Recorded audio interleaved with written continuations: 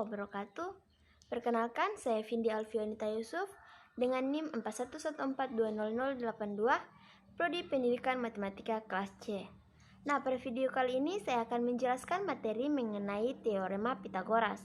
Nah, pada materi kali ini saya akan menjelaskan dua subbab. Yang pertama yaitu mengenai pengenalan teorema Pitagoras, dan yang kedua yaitu soal cerita mengenai teorema Pitagoras. Nah, untuk materi yang pertama yaitu pengenalan teorema Pitagoras. Nah, teorema Pitagoras pertama kali ditemukan oleh seorang filsuf sekaligus ahli matematika yang bernama Pitagoras.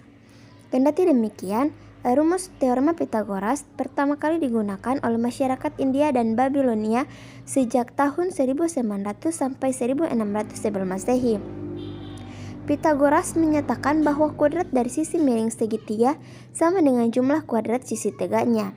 Nah, dalam matematika, teorema Pitagorean juga dikenal sebagai teorema Pitagoras, adalah hubungan mendasar dalam geometrik Euclidean di antara tiga sisi segitiga siku-siku. Ini menyatakan bahwa luas kotak yang sisinya adalah sisi miring atau sisi yang berlawanan dengan sudut kanan sama dengan jumlah area kotak di dua sisi lainnya. Nah, jika kita lihat gambar di samping, maka bisa dirumuskan menjadi BC kuadrat sama dengan AB kuadrat tambah AC kuadrat. Nah, untuk teorema Pitagoras sendiri hanya berlaku pada segitiga siku-siku saja. Nah, ada banyak cara dalam membuktikan teorema Pitagoras. Nah, ini salah satu beberapa cara kita bisa lihat di sini.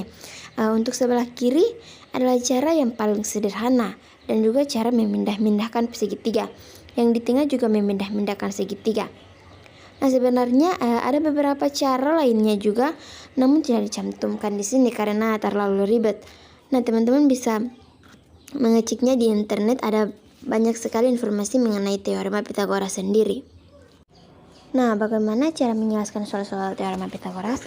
Nah, kita coba saja langsung untuk contoh soal yang pertama yaitu tentang perhatikan segitiga berikut dan lengkapi besar sisi yang belum diketahui. Nah, untuk di sini kita akan melengkapi sisi-sisi yang belum diketahui nilainya, yaitu yang pertama ada BC, yang kedua ada ML, dan yang ketiga ada RQ. Sebenarnya kita tidak usah repot-repot menghafal rumus teorema Pitagoras ya. Kita hanya cukup melihat saja di mana letak siku-sikunya. Nah, untuk yang pertama ini letak siku-sikunya ini berada di BC. Nah, berarti BC kuadrat sama dengan AC kuadrat tambah AB kuadrat. Nah, langsung saja kita lihat di sini yang belum diketahui kan BC-nya. Nah, kita masukkan saja AC-nya. AC-nya itu berarti di sini 4. Nah, 4 kuadrat ditambah dengan AB.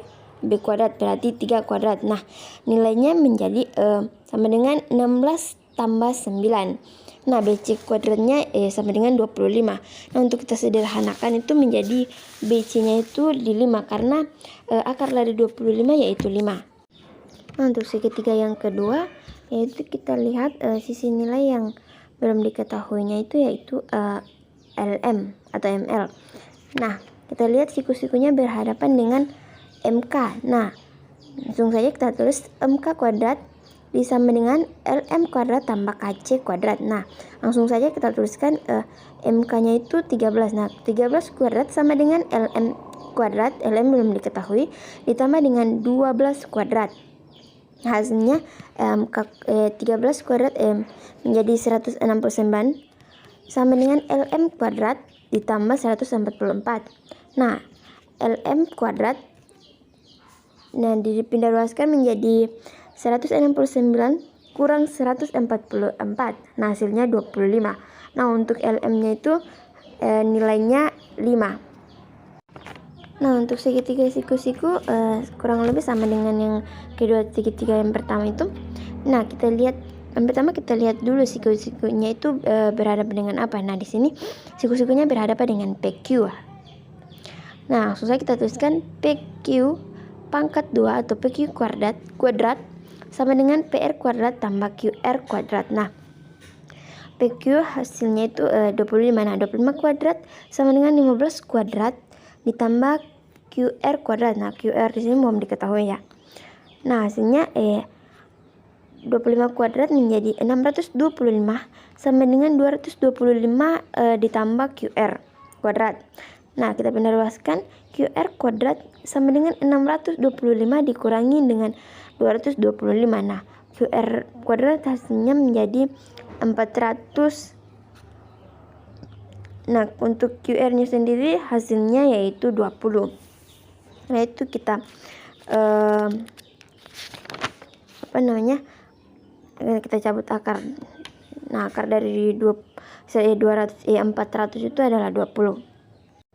Nah, untuk soal kali ini saya gunakan angka yang cukup bagus ya teman-teman, agar kita bisa lebih gampang belajarnya tentang teorema Pythagoras.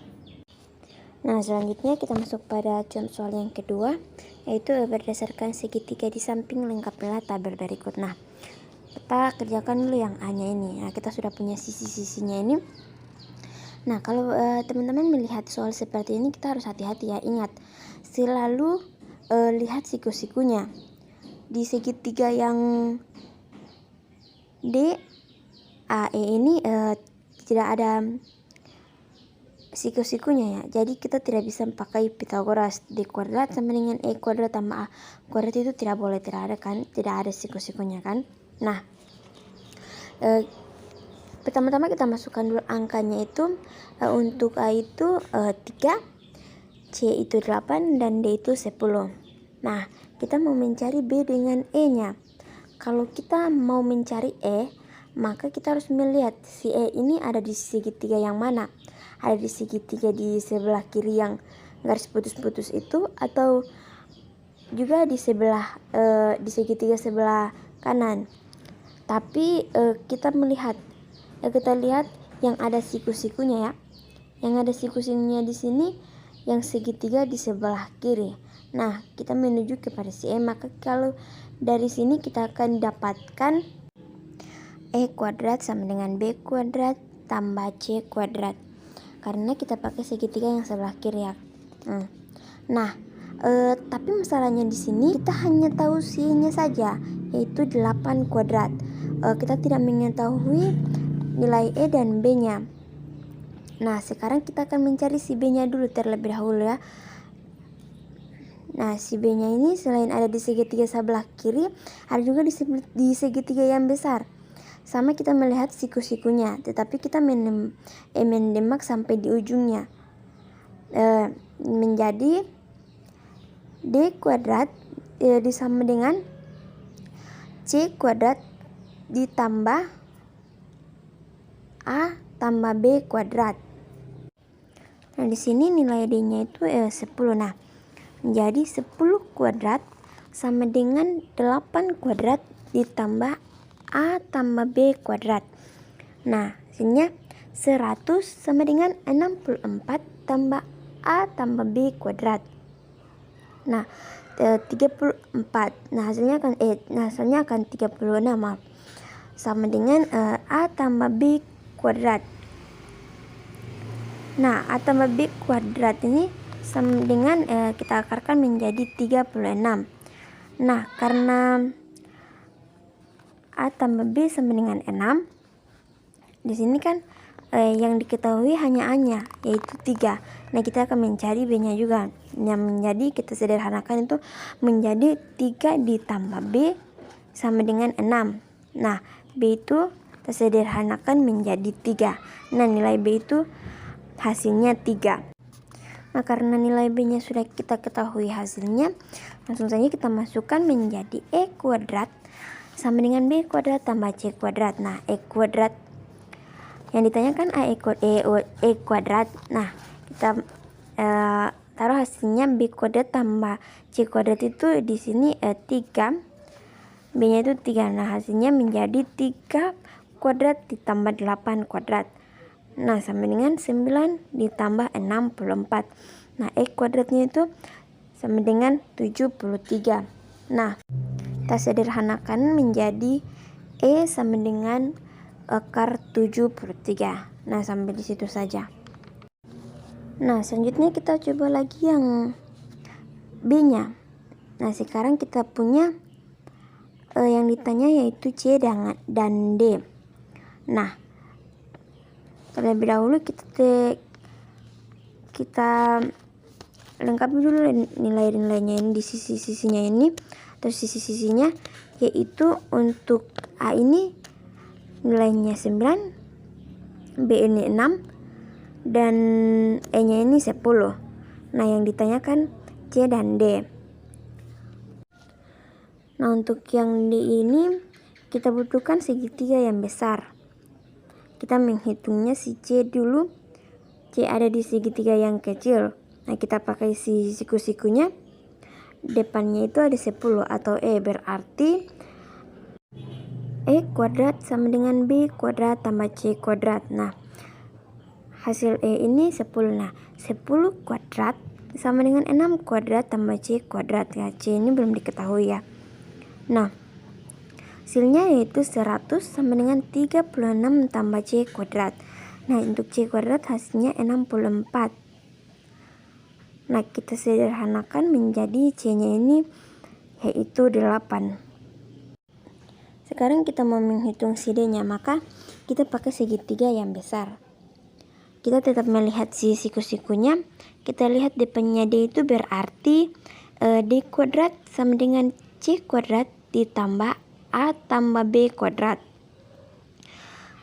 Nah, 8 kuadrat tambah A tambah B kuadrat. Nah, hasilnya itu 64 ditambah 225. Nah, D kuadrat sama dengan 289. Nah, untuk tersederhanakan menjadi D kuadrat akar 89 itu menjadi D 17. Nah, berarti D-nya itu 17 cm. Nah, itu yang kita bahas tadi. Jika segitiganya itu sudah cukup jelas semua ya. Makanya kita bisa mendapatkan hasilnya. Nah, bagaimana jika segitiganya itu kurang jelas? Nah, seperti yang di gambar ini maksudnya itu kurang jelas, bisa dibilang segitiga atau segi empat ini. Nah, sesuai dengan soalnya ini segi empat. Nah, kita disuruh hitung nilai BC-nya. Nah, jika kita bertemu soal seperti ini, sebenarnya kita bisa mengubah atau memaksa soal untuk berubah sedikit. Caranya adalah kita menambah garis. Atau kita bikin garis, itu garis yang di tengah itu adalah hasil mengubah dari segi 4 tersebut menjadi 2 segitiga. Nah, sekarang kita punya segitiga. Segitiga itu ada 2, ada yang bawah dan ada segitiga yang di atas. Sekarang kita menghitung yang BC-nya. Kita lihat yang BC-nya ini ada di segitiga apa ya? Nah, BC ini ada di segitiga yang di atas ya. Kita lihat siku-sikunya. Ingat teman-teman, kita harus selalu melihat siku-sikunya. Nah, kita lihat siku-sikunya ini kita tembakkan ke depan, berarti di garis yang baru kita buat, nah, yaitu garis D dan B.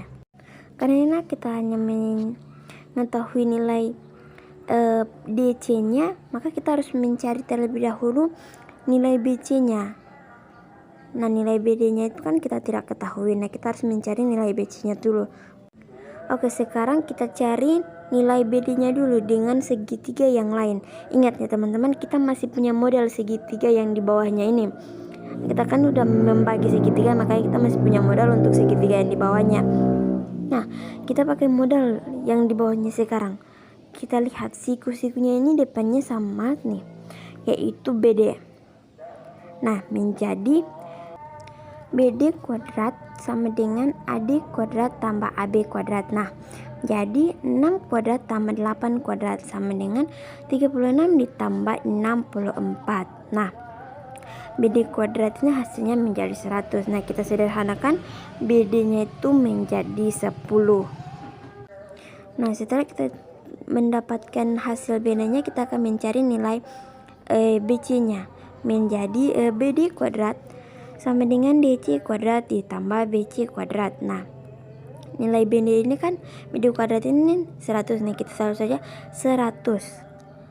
Berarti sama dengan 5 kuadrat ditambah BC kuadrat. Nah, 100 sama dengan 25 ditambah BC kuadrat. Nah, kita pindah ruaskan menjadi BC kuadrat sama dengan 75. Nah, BC ini kita akarkan karena untuk disederhanakan menjadi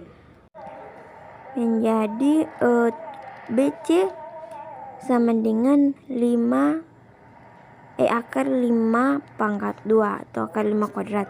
Nah, kita sederhanakan lagi menjadi BC sama dengan 5 akar 3. Nah, itu hanya segitiga yang kita bagi dua saja. Bagaimana? Bisa saja soal kalian ini seperti ini.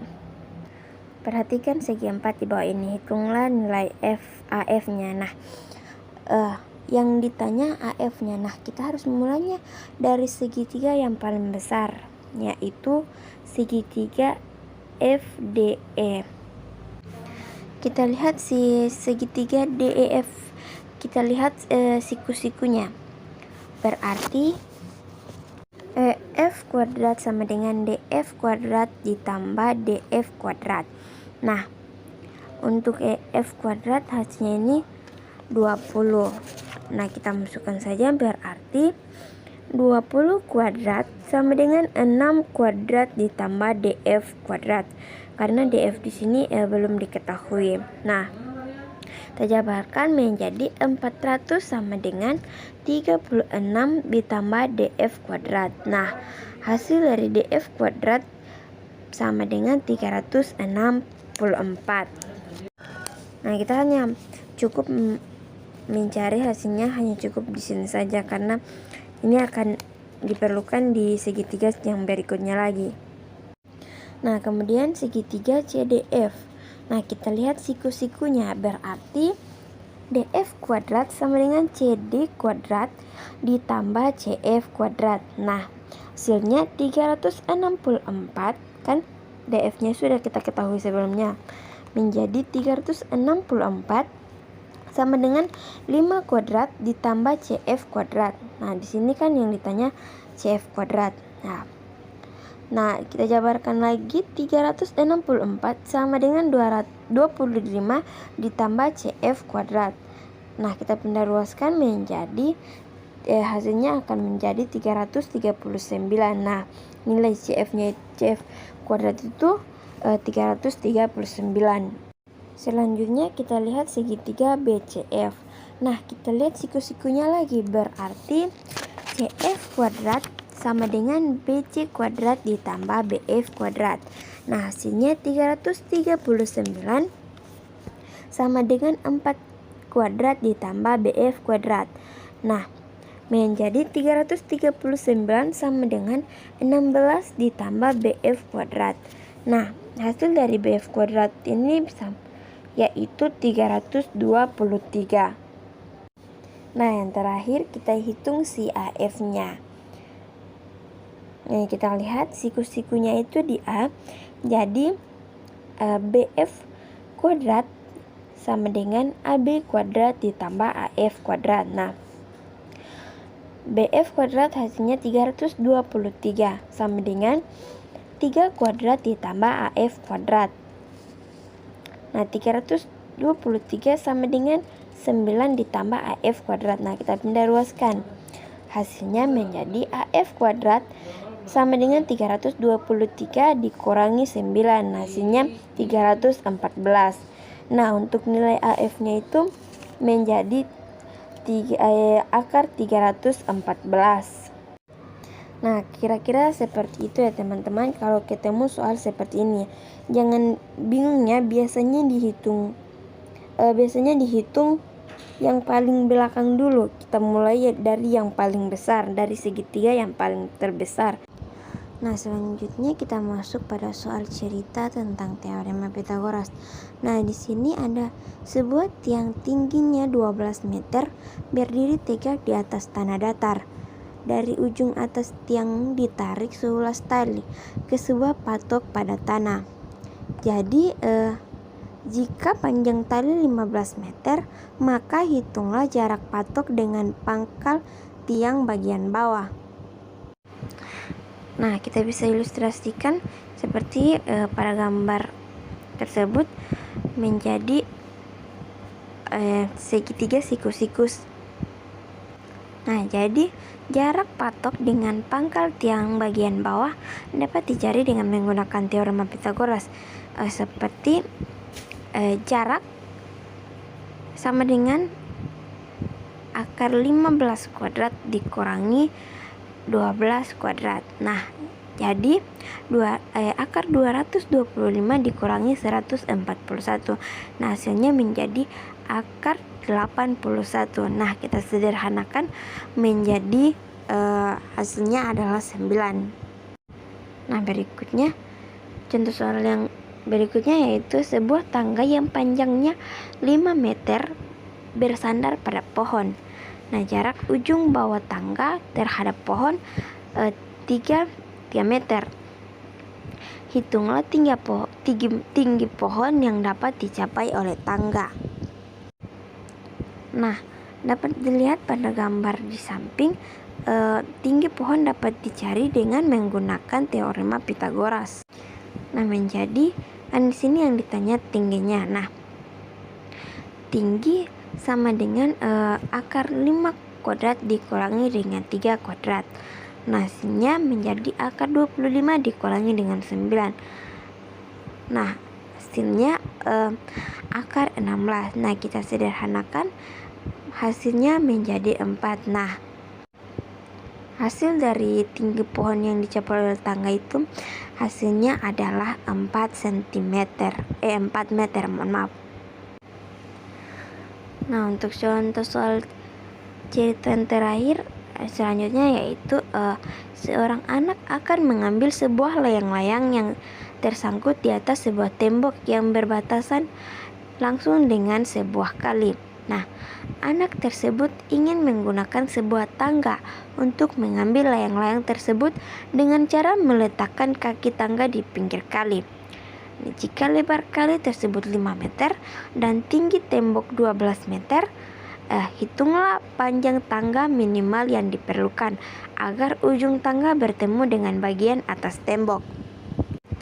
Perhatikan gambar di sampingnya. Kita ilustrasikan BC ini adalah tinggi tembok, yang hasilnya BC ini sama dengan 12 meter. Nah, AB ini adalah lebar kali, hasilnya 5 meter. Nah, AC ini adalah panjang tangga tersebut. Dengan menggunakan teorema Pythagoras, maka panjang tangga minimal menjadi AC sama dengan akar 12 kuadrat ditambah dengan 5 kuadrat. Nah, hasilnya menjadi akar 144 ditambah 25. Nah, hasilnya menjadi akar 169. Nah, panjang tangga yang diperlukan yaitu 13 meter. Jadi panjang tangga minimal yang diperlukan agar ujung tangga bertemu dengan bagian atas tembok adalah 13 meter. Tentang pengenalan teorema Pythagoras dan contoh soal cerita mengenai teorema Pythagoras. Nah, sini teman-teman juga bisa searching lebih mendalam juga di internet agar lebih paham tentang teorema Pythagoras tersebut. Nah, itulah materi dari saya. Lebih dan kurangnya saya mohon maaf. Wabillahi taufiq wal hidayah. Wassalamualaikum warahmatullahi wabarakatuh.